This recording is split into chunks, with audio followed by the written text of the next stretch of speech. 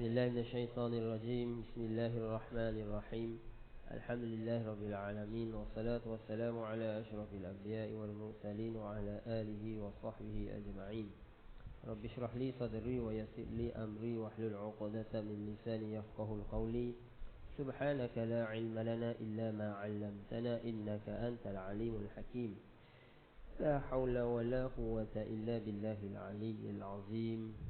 Assalamualaikum warahmatullahi ta'ala wabarakatuh. Jilid yang ketiga, muka surat yang ke-9. Qala musannif rahimahullahu ta'ala wa nafa'ana fi ulumihi fid daraini amin ya rabbal alamin. Dan adalah bagi orang yang mempunyai nafsul lawamah pada martabat ini, orang yang sampai maqam nak naik daripada maqam nafsul lawamah, gemar ia, suka ia di dalam mujahadah, yakni di dalam memerangi akan nafsunya yang ammarah. Dia gemar, bagi tahu dah ketika duduk dalam nafsu ammarah ni teruk, buat jahat belaka. Dia gemar untuk lawan supaya keluar daripada kejahatan-kejahatan tu, keluar daripada sifat-sifat kecelaan tu. Dan gemar ia muafakat akan syariat. Hati gemar, suka, walaupun kadang-kadang dia langgar juga. Ialah iman lemah, tapi hati suka nak ikut perintah Tuhan. Tuhan suruh buat gini, dia nak, gemar. Cuma kadang-kadang dia buat, kadang-kadang dia langgar. Kadang-kadang buat, kadang-kadang tinggal. Bila langgar dan tinggal, itulah orang yang duduk pada maqam nafsul lawamah ni cela diri dia. Dan lagi baginya beberapa amal yang soleh. Baginya orang hak duduk maqam nafsul lawamah ini, ia ada beberapa amal yang soleh. Dan mana?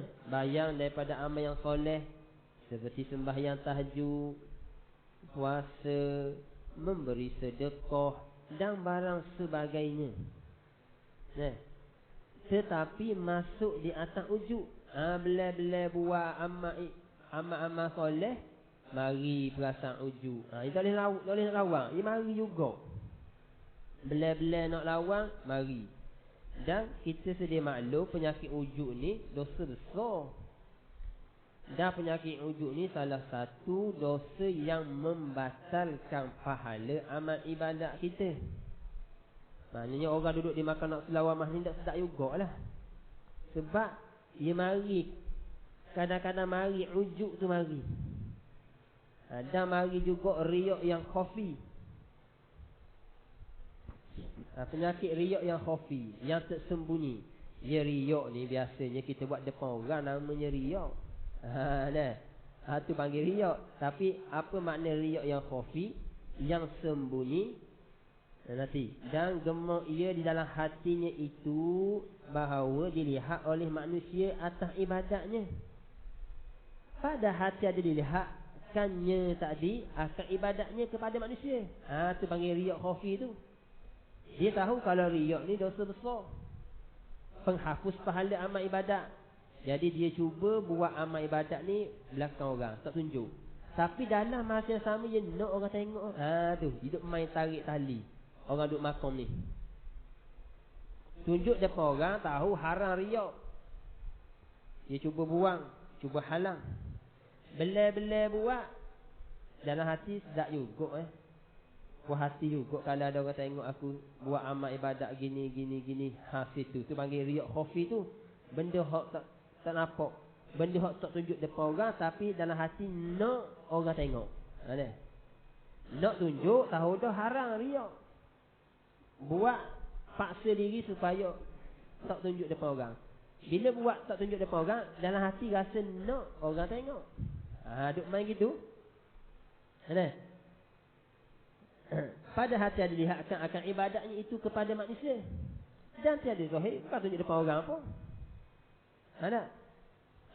Jadi orang hak tak dapat lawan sifat riak ni, jangan sekali-kali tebang buat depan orang. Kalau iman ilmu, kalau orang iman kuat dah, tak ada kesan buat depan orang ke belakang, kita tak ada masalah. Sebab iman kuat. Bagi orang yang iman lemah ni kena jaga-jaga lah. Dia ada pangkat, ada kedudukan, tu kena jaga tu. Dia ni pandang ngajar, pandang ngaji, suara sedap tu kena jaga lah. Dia ni hafiz Quran 30 juzuk, baca Quran pulak sedapnya suara dia, kena jagalah. Daripada penyakit sum'ah, tu kena jaga belaka tu. Jadi orang yang tak mampu kawal sifat-sifat tercela ni, cuba buat dulu belakang orang, jangan buat lagi. Mana? Sebab orang hak tak mampu nak kawal sifat riak dia, tiba-tiba dia tunjuk kat depan orang buat, dia kemungkinan akan berlaku grecoh. Bila mari riak, ia akan melahirkan takabur pula. Tu bahaya lelaki tu. Banding, dia ngaku ni hebat aku lagi ni, dia boleh menguasai 2 ilmu je aku 10. Bahaya lalu. Penyakit ni mari lalu. Suara dia dengan suara aku sedap suara aku lagi tu. Dia banding. Tak, saya aku mengajar tengok wiyu ramai. Dia walaupun soho tapi tengok wiyu lebih aku lagi. Ia belaka tu. Dari at-takabnya ar-riya' melahirkan takabur. Biasanya riak ni mai wujud tu. Dia perasan dia buat. Bila mai perasan, dalam hati dia ingin nak orang tengok. Situ. Bila hati ingin nak tengok, dia mari nak banding dengan orang. Pergi pula kepada takabur. Ini orang panggil penyakit batin, payah nak buang. Kalau kedudukan kita ni bodoh, miskin, hina di mata masyarakat, payah sikit. Nak ada sifat-sifat tu, riak takabur tu. Allah bagi nikmat kita kaya, ada ilmu, orang puji kita, suara sedap, tu kena jaga-jagalah. Apatah lagi orang yang imannya lemah, kena jaga tu. Sering tergelecoh di kalangan para ulama penyakit riak wujud takabur ni. Ulama mana? Ulama syariat. Sering tergelecoh.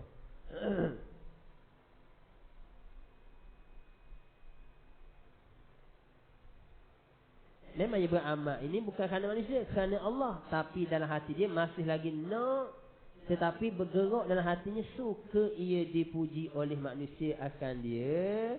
Mana? Daripada pihak amalnya. Dia nak orang tak puji dia. Padahal dilawannya akan demikian itu. Bela-bela yang nak, ia cuba lawan. Tu panggil nafsu lawamah tu. Kalau nafsu amarah, gila lalu dah. Riak wujud takabur selalu dah. Tak ada main tarik tali selalu dah. Ni bela-bela mari lawan. Kadang-kadang ia mari je wujud takabur, cepat-cepat buang. Kadang-kadang ia mari juga wujud takabur, ia layan sekejap, lepas tu lawan balik. Ada juga macam-macam. Tu.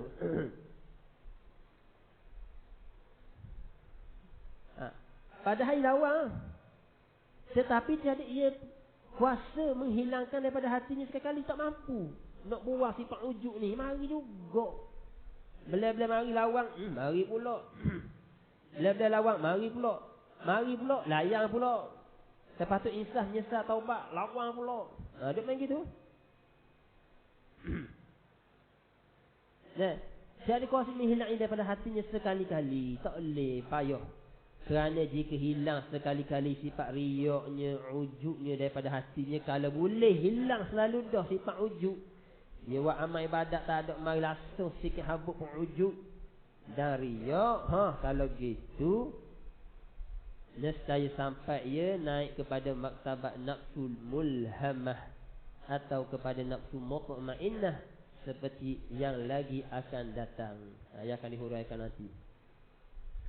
Dan sayugianya bagi orang yang salik tadi, yang duduk di maktabat yang kedua itu, iaitu maktabat nafsul lawamah, kena banyakkan zikir Allah.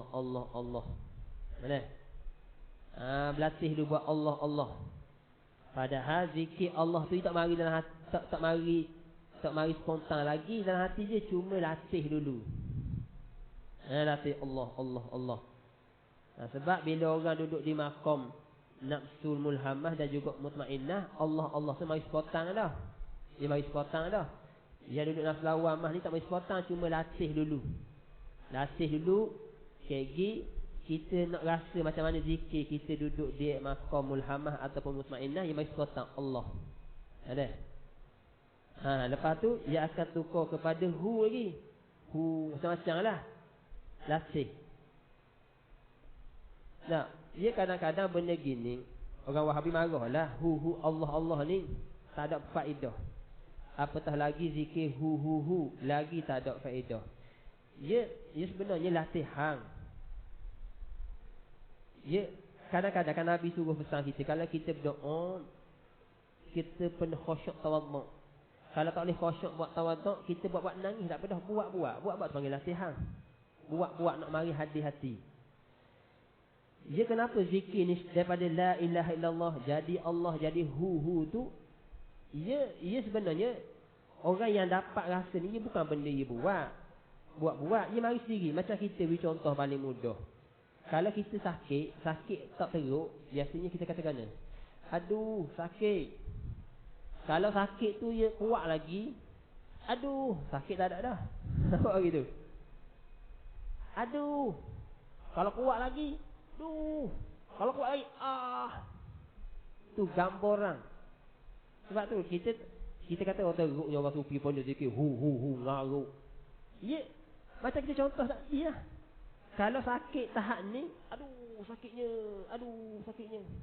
Kalau orang ni dia sakit tahap teruk lagi, aduh sakitnya tak ada dah. Teruk lagi, aduh. Ataupun gitu. Tu bahagian sakit. Kita nak beri contoh bahagian sedap lah dalam haji macam rejimuk lagu mana tak apa-apa diri lah. Tak ada lah sedap yang bagi lalu. Tu gambaran nak beri contoh, nak beri nampak. Nah, orang melakukan persetubuhan, dia mari tu bukan je sengelang buat. Dia mari sedap. Contoh tu. Dah. Dia khong untuk orang bini lah. Sebab apa? Kadang-kadang orang fitnah, orang sufi ni kata ngaruk hu apa benda ngaruk ni. Dia mari. Bukan je sengelang buat, dia mari. Begitu juga ia mari sebabnya perasaan wujudan. Perasaan yang akan mari. Tu kadang-kadang kita tengok dia zikir, kadang-kadang nari, joget. Ia mari syatatah, tak sedar. Ia mari wujudan ni mari kadang-kadang. Kadang-kadang mari rasa gerung, kadang-kadang mari gelisah, takut, nangis. Kadang-kadang nangis seorang, kadang-kadang suka seorang. Ia mari wujudan. Macam seorang lelaki kata Mina, abang gila, minta ngayah tu. Dah melama hamba ni, katanya Mina, gila. Nah, saya takut aja ngayah awak. Dah sampai bila lagi kalau awak main takut-takut? Gila Yusuf ni nak melamar Minah. Dalam proses melamar tu Minah duduk dalam rumah, dalam bilik tu gelisah. Gelisah tu bukan bila gelisah duduk main gini. Masih main duduk main palik gerak lagu ni, adakah Minah ni sekalian buat? Tak. Tu contoh Minah apa? Wujudan, rasa diri. Begitu juga kadang-kadang orang yang hati bersih dengan Tuhan, kadang-kadang yang mari gitu. Kadang-kadang tepik seorang. Minah dengar dalam bilik, tak apalah ayah reda. Ayah izinkan perkahwinan kamu dengan anak saya, katanya bakal mertua. Minah dalam bilik tadi mula duduk gini. Jadi wujudan dia berubah dah. Nampak tak? Itu contoh dari mudah nampak. Supaya kita ni tak mudah tuduh orang sufi kadang-kadang. Kadang tepik seorang, tak? Kadang-kadang dia tengah menyanyi, kadang-kadang nampak macam berjoget, tu. Menari kadang-kadang, tu. Dia mari wujudan tak rasa. Sebab tu dalam zikir tarikat kadang-kadang ajar juga dalam zikir dalam bentuk bangun, duduk. Dia ajar tu, dia nak cerita pengalaman. Inilah pengalaman aku. Kadang-kadang aku mari wujudan lagu ni perasaan aku. Kadang-kadang aku berzikir lagu ni mari perasaan. Kadang-kadang aku berzikir lagu ni mari perasaan. Jadi kita jangan mudah tuduh sesat. Jangan mudah tanpa ada ilmu, sesat ni, mengaruk ni. Jangan. Kalau banyak zikir Allah padahal dalam keadaan berdiri, padahal duduk, padahal berbaring, supaya lepas ia daripada nafsu lawamah ini hingga ia sampai kepada nafsu mulhamah. Itu salah satu zikir. Banyak lagi mujahadah dia ni salah satu contoh. satu bahagian. Ya ada lagi. Nak pergi kepada nafsu lawam, mari kepada mulhamah tu, ya ada lagi. Jalanan-jalanan dia. Tu salah satu contoh satu bahagian yang Imam Ghazali khabar. Nah, duduk bangun diri, ingat Allah, Allah, Allah, Allah, Allah, Allah, Allah, Allah. Nah, supaya hati kita tidak lalai. Jangan stop dalam proses mujahadah. Kalau kita stop juga, naik lawamah, ia boleh turun kepada amarah balik. Naik kepada mulhamah, ia boleh turun kepada lawamah balik. Jangan stop. Kena naik, biar duduk di tenang. Mutmainnah. Tak, situ bagi. Tenang situ. Lagi sampai tak mutmainnah, jangan stop. Kadang-kadang duduk mulhamah dah, turun lawamah. Turun pulak kepada amarah. Tu jangan. Nak? Kena terus. On terus. Tak boleh main stok-stok ni. Ni bukan jenis kerja-kerja ni. Lihat 2 minggu ni. Alih mujahadah dah buat gitu. Tak? Bulan puasa kita mujahadah. Habis bulan puasa. Lihat setelah bulan. 20 Ramadan pula. Tak jadi. Tu tak jadi sama. Tak? Duduk tekan bulan Ramadan saja. Tak jadi. Dia kena on terus. Siapa-siapa yang berjaya dah mujahadah di bulan Ramadan. Syawal tu on lalu dah. On. Tak? Tekan ria lalu dah. On lalu. Biar naik kum mulhamah. Kum naik mutmainnah. Ada? Tu kena ada guru mursyid lah. Kena ada guru mursyid pula yang membimbing kita tu. Ini sebagai teori sahaja. Nah. Baik. Dan martabat yang ketiga pula nafsu mulhamah namanya. Dipanggil nafsu mulhamah, ilham. Kan ilham ni banyak mai sini ni. Mulhamah, alhama yulhimu fa alhamaha fujuraha wa taqwaha. Dia bagi ilham sini banyak. Nak pergi kepada kasyah, nak pergi kepada ladunni. Nak pergi lagi tu. Sebelum nak naik pada mutmainnah. Maka perjalanan itu ala Allah. Bukan lillah dah. Ala Allah, atas Allah. Yakni bahawasanya orang yang salik pada maktabat ini, maktabat Allah ni, tiada jatuh tilik mata hatinya malaikat atas syuhud akan perbuatan Allah. Syuhud akan af'alullah. Ia ada syuhud zat Allah, syuhud sifatullah, ia ada syuhud af'atullah. Jadi perbuatan hak dia buat tu dia panuk. Hak nampak Allah. Kan kita belajar dah kan, usaha ikhtiar makhluk kita sebagai hamba kena usaha ikhtiar. Sedang usaha ikhtiar kita tidak memberi bekas. Kita belajar dalam akidah kan. Di sisi orang makam ni, dia memfanukkan usaha ikhtiar hamba tadi. Dia buat, dia main usaha, dia ikhtiar, cuma fanuk, dia tak nampak. Dia memfanukkan usaha ikhtiar dalam perbuatan Tuhan. Dia nampak Allah. Orang sampai makam ni, dia tidak mudah melenting, marah, mecok. Sebab bila berlaku, dah Tuhan laki kan. Habis tu Nabi pernah marah kepada sahabat, pernah marah kepada orang gini-gini. Kalau marah sebab syarat suruh. Dia gini, orang yang dapat syuhud ni, syuhud af'al Allah, perbuatan Tuhan, dia tak akan mecok sebab dia tahu dah. Tu kan saya belajar akidah dah kan. Semuanya ketentuan Allah. La tataharrak zarratun illa biiznillah. Tak akan bergerak walaupun satu zarah dan malaikat dengan izin Tuhan. Apa benda hak berlaku ni di alam ni semuanya izin Tuhan berlaku. Semuanya atas qada dan qada Allah Subhanahu Wa Taala. Jadi benda hak berlaku depan kita ni, itu ketentuan Tuhan dah. Bila ketentuan Tuhan, orang yang sampai makan syuhud, buat apa nak mecok? Buat apa nak marah? Itu panggil mutmainnah, tenang tu. Habis tu kenapa kena marah juga? Nabi marah. Di kalangan sahabat marah. Kenapa? Sebab marah syarat suruh. Faham? Contoh. Bila kita sebut diri kita, ada zat, ada sifat, ada fi'il. Bila fi'il yang menghasilkan infial. Infial ni apa? Proses hak sudah dapat. Kalau fi'il kok, proses buat rumah. Infial kok rumah tu. Proses hak dapat dah. Itu panggil infial. Jadi perbuatan kita tu mari mana? Daripada Allah. Allahu khalaqakum wa ma ta'malu. Allah lah yang menjadikan kita. Sama ada zat kita, sifat kita dan fi'il kita. Wa ma ta'malu. Dan barang hak mu buat. Infial. Apa kita buat? Berlaku bunuh, rogo ke, mengupak ke, sembahyang ke, puasa. Allah belaka. Bila Allah belaka, kita wajib kena reda ketentuan Allah. Sama ada baik ataupun jahat. Baik. Ketentuan Allah, qada Allah wajib kena reda. Adapun muqtada ataupun infial. Infial tu mana? Proses hak berlaku dah tu. Dia panggil muqtada. Contoh kalau kita tengok zina depan mata kita. Berlaku tu panggil infial. Nak tanya, berlaku zina depan mata kita ni, bukankah Allah tentu dah azali? Ya. Tilik di qada Allah wajib kena reda.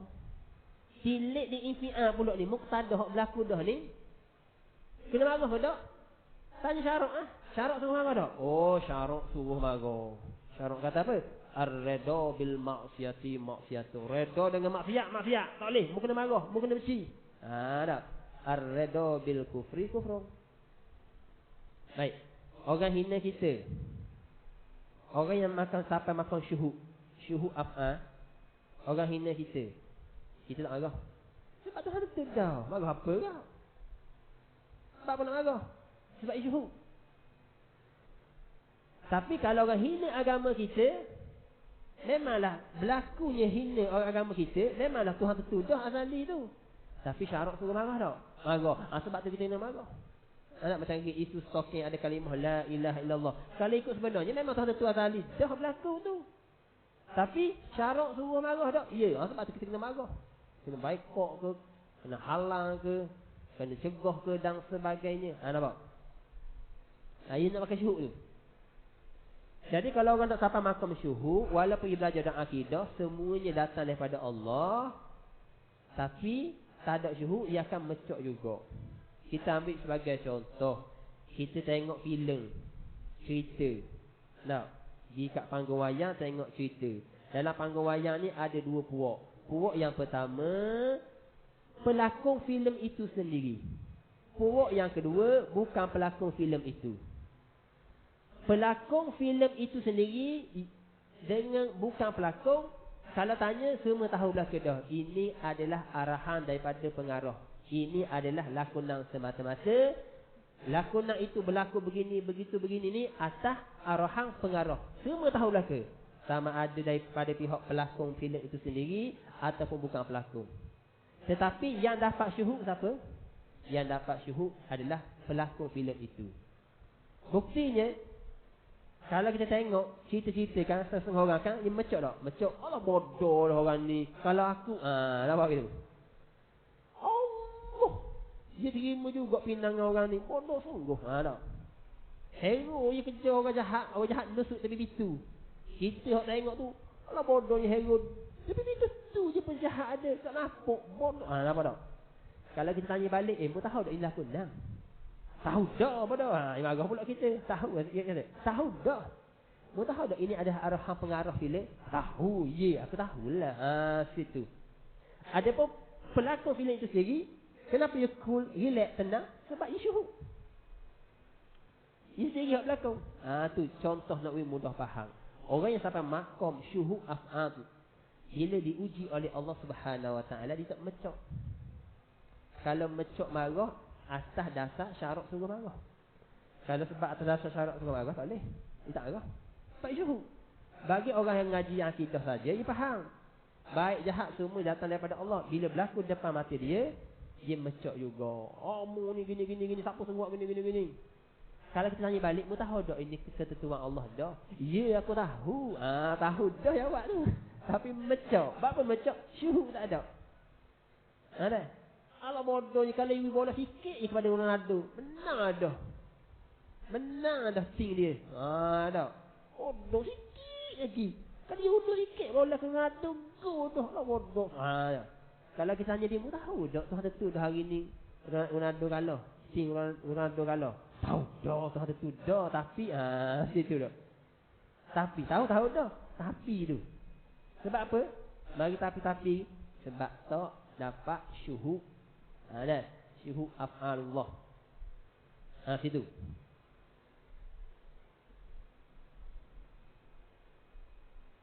Malaikat atas syuhud akan perbuatan Allah. Nanti dia akan syuhud zat Allah. Syuhud sifatullah. Ini nanti. Ini hak bawah dulu. Af'al.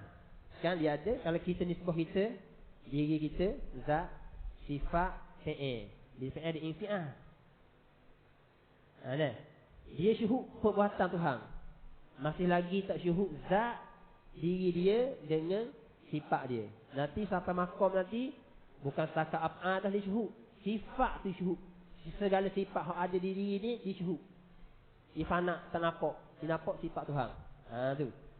Ni kepada perbuatan Allah Ta'ala dulu. Kan kalau kita ngaji maktabat 7 kan, ia bermula pada makom ahadiyah. Tajalli zat, kemudian turun kepada tajalli sifat, makom wahdah. Kemudian turun kepada tajalli af'al, iaitu makom wahidiyah. Jadi orang duduk makom ni segala perbuatan dia buat ia fana, tak nampak. Dia nampak perbuatan Allah. Lagi naik atas makom sikit lagi, sifat-sifat ilmu hak Tuhan bagi dia, sifat ni sifat tu dia fana, tak nampak. Dia nampak sifat Allah. Nanti naik tinggi lagi, diri dia ni fana, tak nampak. Allah je. Situ. Kerana telah nyata hakikat iman. Sebab apa dia syuhud ni? Sebab dia telah nyata jelas hakikat iman dan yakin dalam hatinya bahawasanya sekalian itu terbit daripada kudrat Allah Ta'ala. Seperti mana kita belajar dah dalam ilmu akidah, ilmu tauhid. Kullum min indillah. Katakanlah semuanya datang daripada Allah. Kalau kita tanya orang belajar akidah, dia boleh jawab, betul. Tapi tidak dapat syuhud lagi. Syuhud ni mai sini. Bukan dengan mari dengan belajar. Belajar tu teori. At-taqwa hauna Nabi kata. Nak mari sini ni perlu kepada proses mujahadah. Nak dapat mari sini ni bukan senang. Hak kita belajar ni teori sahaja. Praktikal kena usahalah, mujahadah, kena cari guru mursyid, kena buat suhbah dan sebagainya. Dan lain daripada Allah tiada sekali-kali pada hakikatnya. Mana kita makan, kita minum, kita duduk, hakikatnya bukan kita. Semuanya Allah belaka. Tu. Dan lain daripada Allah itu tiada sekali pada hakikatnya itu mempunyai perbuatan. Semuanya perbuatan Allah. Cumanya cara kita beradab, hak baik datang daripada Allah, hak jahat datang daripada perbuatan kita. Tu cakap beradab. Hakikatnya baik dan jahat semuanya datang daripada Allah. Dan telah partner ia seorang orang yang sampai makom ni mulhamah daripada perbuatan barang yang lain daripada Allah Ta'ala di dalam syuhud akan perbuatan Allah. Ni bagi apa? Dia memfanakkan perbuatan dia. Dia makan, dia minum, dia kerja, tapi dia tak pandang dia makan, dia minum. Dia sembahyang, dia tak pandang dia sembahyang. Semuanya dia panak perbuatan dia tu dalam perbuatan Allah Subhanahu wa Ta'ala. Habis itu kita akan sambung balik bermula murak dengan fana. Wallahu a'lam. Bismillahirrahmanirrahim. Alhamdulillahirabbil alamin wassalatu wassalamu ala asyrafil anbiya'i wal mursalin wa ala alihi washabbihi ajma'in. Allahumma hadza jam'an marhuma wa tafarruqana min ba'dihi tafarruqan ma'suma. Wa biyassir wa la tu'assir wa bitammin bil khair. Rabbana atina fid dunya hasanah wa fil akhirati hasanah wa qina adzabannar. Sallallahu ala sayyidina Muhammad wa ala alihi wa sahbihi wasallam. Alhamdulillahirabbil alamin.